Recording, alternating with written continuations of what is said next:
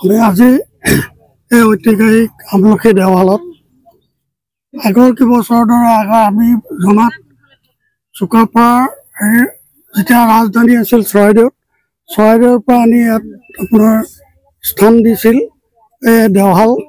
তেতিয়াৰ পৰা আমি জনাত আজিলৈকে সকলোবিলাক লাখোৱাবাসী লগ লাগি আমি এই কুম্ভা আগবঢ়াই আছোঁ।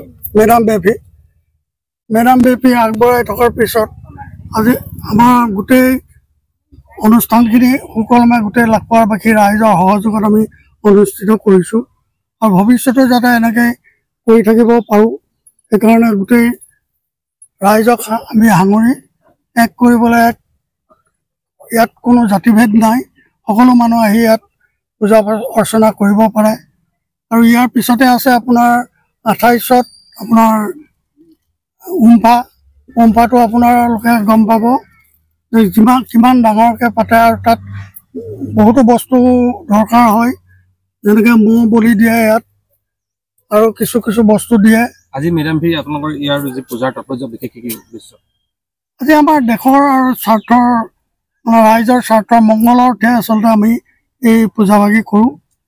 এই পূজাভাগি কৰি আহিছে আগৰ পৰাই আৰু আমিও তেনেকৈ ঠিক পালন কৰি আহিছোঁ।